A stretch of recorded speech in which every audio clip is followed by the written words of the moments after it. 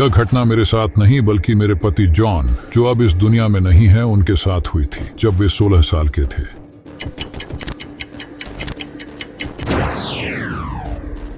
1992 में उनकी मां मैरी, जिनके पति का कुछ वर्षों पहले ही स्वर्गवास हो गया था, उन्होंने टॉम नाम के व्यक्ति से दोबारा शादी कर ली थी। वे East Lake, Ohio, America, USA में एक जगह के एक घर में रहने के लिए चले गए थे। उस घर के अंदर 3 कमरे थे। मैरी के पहले पति चक के पास बहुत सारी निजी संपत्ति थी, जो अब मैरी के पास आ चुकी थी। इनमें से एक जर्मनी के ब्लैक फॉरेस्ट की एक सुंदर बलूत ओक पेड़ की बनी मेंटल क्लॉक थी। वह उस घड़ी को बहुत ही पसंद करता था। वह हमेशा उस घड़ी की बहुत ही अच्छे से देखभाल करता था ताकि वह घड़ी हमेशा चलती रहे। एक बार जब वह बीमार हुआ तो उसने कहा कि उसके मरने के बाद वो मैरी उस घड़ी की बहुत ही अच्छे तरीके से देखभाल करे ताकि वह कभी भी बंद ना हो। अगर उसने ऐसा नहीं किया तो वह मरने के बाद दोबारा जिंदा होकर उसको परेशान करने के लिए आएगा। वे अपने नए घर में रहने के लिए घरेलू सामान को सेट करने लगे। तब जाइनन 16 वर्ष का और उसकी बहन बेथ 12 वर्ष की थी। कुछ समय के लिए मैरी और जॉन उस घड़ी को चालू रखने के लिए उसमें चाबी घुमाते थे।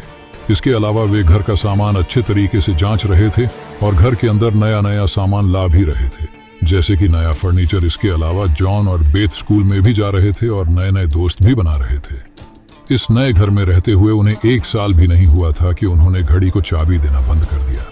ये घड़ी दिखने में बहुत ही अलग थी। इसके चारों ओर सुंदर लकड़ी का काम हुआ था और इसके मुंह के दोनों तरफ फूल और पक्षी सजे हुए थे। इस घड़ी के नीचे एक पेंडुलम आगे पीछे घूमता था और पेंडुलम के नीचे एक मेपल का पत्ता था। एक दिन जब वे लोग खाना खा रहे थे तब वह घड़ी जोर जोर से बजने लगी, जबकि उसको चाबी भी नहीं दी गई थी। उन्हें लगा कि यह बस एक संयोग है। ऐसा समझकर उन्होंने इस बात को नजरअंदाज कर दिया, लेकिन फिर भी वह घड़ी हर बार एक ही समय पर बजती रहती थी। फिर इस बात का पता लगाने के लिए जॉन और टॉम ने इसकी जांच करना शुरू कर दिया कि कहीं इसमें कुछ मैकेनिकल सिस्टम तो नहीं है जिसे उन्होंने नजरअंदाज कर दिया हो। उन्हें इसमें कोई भी मैकेनिकल सिस्टम नहीं मिला। उसके बाद भी उन्होंने इस घड़ी में चाबी नहीं दी, क्योंकि चाबी घर में कहीं गुम हो गई थी और वे इस बात का पता नहीं लगा सके कि वह कहां गुम हो गई है। अभी भी उनके पास कुछ ऐसे बक्से बचे हुए थे जिन्हें पैक नहीं किया गया था, क्योंकि उन्हें रखने के लिए उन्हें कोई अच्छी जगह नहीं मिल रही थी। घड़ी पूरे दिन बंद रही।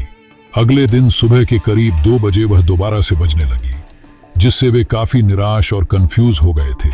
उन्हें लगा कि इस घड़ी को हम अलमारी के एक बक्से के अंदर रख देते हैं, जिससे यह घड़ी बजना बंद हो जाएगी। लेकिन फिर भी यह घड़ी हर 1 घंटे में एक ही समय बजती रही। मैरी इससे काफी परेशान होने लगी थी।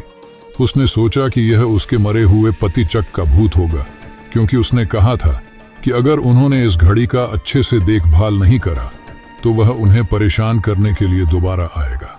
जॉन ने इस बात को बेतुका माना। जॉन ने इस बात पर विश्वास नहीं किया कि कोई चीज भूतिया भी हो सकती है। उसके बाद उन्होंने उस घड़ी का पेंडुलम निकालकर उसे अलमारी के अंदर एक बॉक्स में रख दिया। उन्हें लगा कि अब घड़ी की परेशानी का हल हो गया है, लेकिन थोड़ी ही देर बाद दोबारा वह घड़ी बजने लगी थी। उन्हें इस बात पर विश्वास नहीं हुआ। फिर जॉन ने उस घड़ी को अलमारी के उस बक्से में से बाहर निकाला, ये देखने के लिए कि हमने तो उस घड़ी के पेंडुलम को हटा दिया था, फिर भी वह घड़ी टिक टिक कैसे कर रही है। पर जिस भाग के ऊपर पेंडुलम लगाया हुआ था वह आगे पीछे टिक टिक कर रहा था। फिर जॉन ने उन सभी लोगों को भी ऐसा होते हुए दिखाया। मैरी अब बहुत ही दुखी हो चुकी थी। अब मैरी इस घटना को बर्दाश्त नहीं कर पा रही थी। उस घड़ी ने उसे दुखी करना शुरू कर दिया था, क्योंकि वह उसे उसके पति चक की याद दिलाती थी। साथ में इस बात ने भी सबको निराश कर दिया था कि यह घड़ी सच में भूतिया है। फिर उन सभी लोगों ने निर्णय किया कि हमें इस घड़ी को बेच देना चाहिए। लगभग 1 सप्ताह के अंदर ही उन्होंने इस घड़ी को बेच दिया। जॉन और मैरी मुझे बताते थे कि उन्हें इस बात पर आश्चर्य होता है कि वह घड़ी उनके घर से जाने के बाद भी अभी भी उसी तरह बजती रहती है जैसे उनके घर में बजा करती थी, या फिर इसके जाने के साथ ही चक भी चला गया। उन सभी को विश्वास था कि वह घड़ी एक भूतिया घड़ी थी। उसके बाद उन्होंने उस मेंटल क्लॉक के बारे में कुछ भी कभी भी नहीं सुना और ना ही वे उसके बारे में कभी सुनना चाहते थे। कुछ चीजों को अकेला छोड़ देना ही अच्छा होता है। सो आई होप गाइज आपको ये हॉरर स्टोरी अच्छी लगी होगी। तो मिलते हैं आपसे नेक्स्ट हॉरर स्टोरी में। जब तक के लिए टाटा bye bye and thanks for watching.